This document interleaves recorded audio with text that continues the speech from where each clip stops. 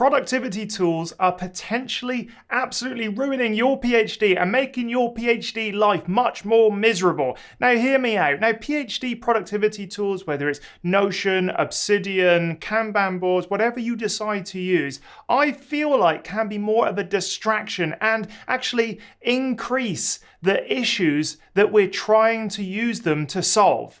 So think about this. Why do you use a productivity tool? Well, I think it really comes down to anxiety. Anxiety in that we're not moving fast enough, that we're not putting enough effort into a certain area. And during a PhD and research, this can be really damaging to creativity and also increase the anxiety, because imagine having a board where you want to be productive and you want to move forward and you want to move fast, but nothing's moving.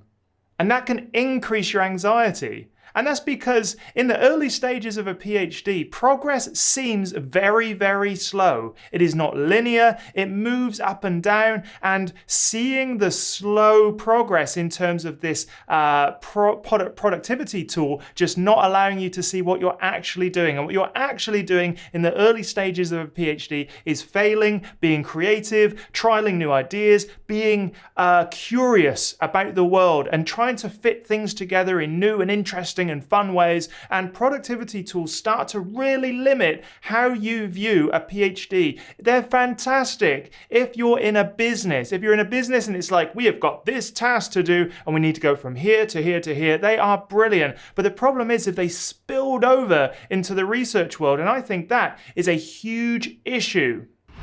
This video is brought to you by my newsletter. Go check it out at andrewstapleton.com.au. I'll put a link in the description. When you sign up, you'll get 5 emails, everything from the tools I use. I know they're not productivity tools. I understand the irony in that. And also the podcasts I've been on and more. It's exclusive content that you can only get by signing up to that newsletter. So go sign up. I'll see you over there. I have tried a number of different productivity tools. After my PhD, actually, I didn't use a single productivity tool during my PhD postdoc or my research that I was able to get funding for, and I did myself. I'll talk about what I did actually use in later on in the video, but think about when you first set it up. What is the catalyst for wanting to use these tools? It's because part of it is it's fun to set up.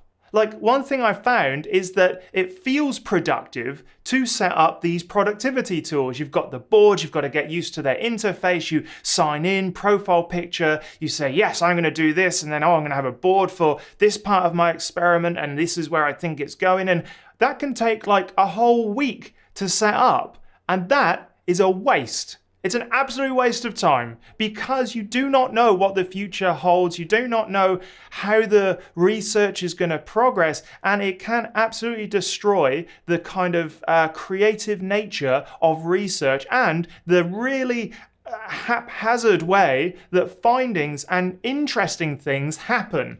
Now, a PhD is not linear. So we always think of it like start, finish, boom, I've got a PhD, I'm amazing. But that's not how it works. It is all over the place. You take like 7 steps back and 2 steps forward sometimes. And sometimes you spend a whole month and nothing to show from it. Imagine having a productivity board that just makes you feel bad and anxious. Now, that's not to say there aren't some linear processes within a PhD. So, writing a paper, that's relatively linear. Once you have the results, you have the story, and you need to literally sit and type and go typey, typey, tippy, tappy, tippy, tappy, tap, done. That is quite linear. That is much more linear than the process of research. And so I really don't like seeing people promise all of these things about, their productivity hacks and all of that on a PhD in particular, because it does involve you being scattered. Don't get me wrong, in the later stages of a PhD, you'll hone in on what works, but using productivity tools means that you feel like a PhD should be contained, and maybe that's part of the reason why people want to use it, is because they want to force it into this linear process and be like, this makes me feel so much better, I know where I'm going. No, the fact you don't know where you're going will make your PhD better in the long run, but it's about exploring early on, doubling down on what works, and then exploring new areas, bringing in different fields. And that is not a linear process, but the linear processes within a PhD feel free to use a Kanban board, a productivity tool. You know, they can actually keep you a little bit more accountable, but using one for your entire PhD and setting up like the most amazing board or productivity workspace online it just doesn't sit right with me. An important thing about these productivity tools is that what gets measured or monitored gets improved and optimized. And you are absolutely monitoring the wrong thing if you're using this board. Now, the reason you should be doing a PhD or you should be doing research is to explore, is to fail. These boards say productivity is only worthwhile if you can move one card from another thing, or you can tick off a box or do something like that. Now, this exploratory nature means that it is not something that you can measure necessarily. I like to measure my research with how many times I have failed, how many times I've gone back to square one. That is actually a good sign of whether you're doing stuff, how many hours I've spent in the lab, how many productive hours have I actually been in the lab, how many hours has my mind paid attention to this particular thing. Now go check out my other video where I talk about why productivity is not the way to look at things, but sort of focusing your attention on something is, because when your brain is focused on something, it will start solving that problems. And that is a good thing to measure. You want your brain on that task, on that thing more often. You don't want to start doing tasks because you can tick off a thing or move a box along, and it turns a PhD in research much more into like just administration of science, which is not what it is.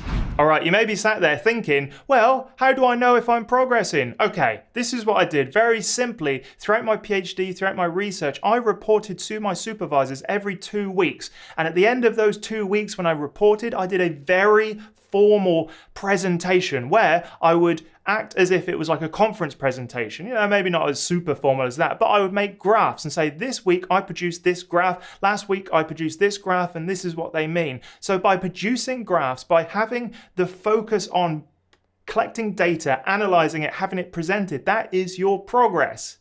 I used those progress meetings then as a way to go back and be like, oh, what did I do? There was something that I did. I went back, and then with my lab book, that made the whole story.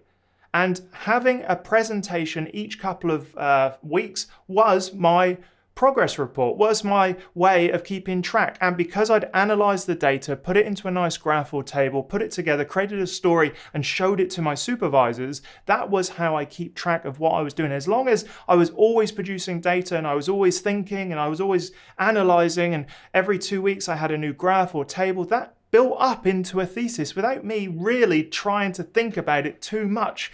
And if you want to know more about like the perfect way to structure a meeting with your supervisors, go check out my other video, because in that I feel like it is incredibly useful to actually approach these supervisor meetings much more formally than supervisors want to. And I've had some excellent feedback on this channel about that video, just saying how they changed the format and it's just working. Everyone likes it, everyone knows what's going on, and that is the best way to keep progress moving forward, because in part of that you go, okay, in 2 weeks time I'm going to produce another graph. I don't know what it's going to look like, I'm not going to know what the outcome is, but that is research. And each 2 weeks, boom, you build, you get your PhD or your research done. That's how you make progress.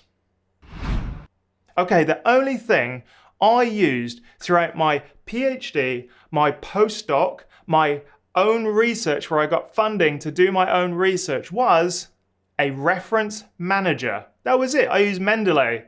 And then you can use EndNote, whatever it is, because no one's got time for putting in numbers and letters and replace it. Anyway, click of a button, boom, citations are done. Also, reference manager means that it's a great place to store all your stuff. It's easily searchable, done. That was the tool that really changed from my PhD to my postdoc. In my PhD, we didn't have reference managers like as many options as we do today. I remember my first papers were actually putting in letters instead of the numbers for the citation, and then at the end going back and saying, well, B is 2, C is 3, and all of that sort of stuff. And it was a pain in the ass. So anyway, reference managers are arguably the only thing you need. That is it. Everything else could be a distraction. And one thing I really recommend you do is every single tool you decide to use, you need to think, what actual outcome is this providing? What process is this helping with? Now, there's loads of other great tools out there. Writeful have got their awesome tool for helping you write peer-reviewed papers and academic language outputs. Then you've got Litmaps, you've got ResearchRabbit, Connected Papers. All of these different tools are fantastic because they solve a very specific problem. The problem you get into if you say, I need a productivity tool, or I'm going to set up my Notion board like there's no tomorrow, or Obsidian's for me. No matter what you use, it is just going to force you into their process, no matter how flexible it can be. Now, use those tools for the linear processes within a PhD, but do not rely on them to solve your anxiety and alleviate your fear for the future about what a PhD is. It's turbulent, it's kind of necessarily messy so that you can do research. You can create new and exciting things. Yes. So there we are. That's why I think PhD productivity tools are a little bit rubbish and could increase your anxiety sort of exponentially. Let me know in the comments if you think that I'm just behind the times, but I've never seen a productivity tool that I'm like, yes, this is the one that encapsulates the process of a PhD. Nothing exists. Use tools for very specific tasks. Stop trying to optimize your life. Stop trying to be super productive, because in the early stages of a PhD in particular, the results come from chaos. The interesting parts of the world come from the unordered nature of research, and that's what it's all about. All right, if this video has been useful to you, give it a thumbs up, and also go check out academiainsider.com, which is my new project where it has my ebook, The Ultimate Academic Writing Toolkit. I've had some great feedback about that book, and also my insider forum is also hosted there, and I shall see you in the next video.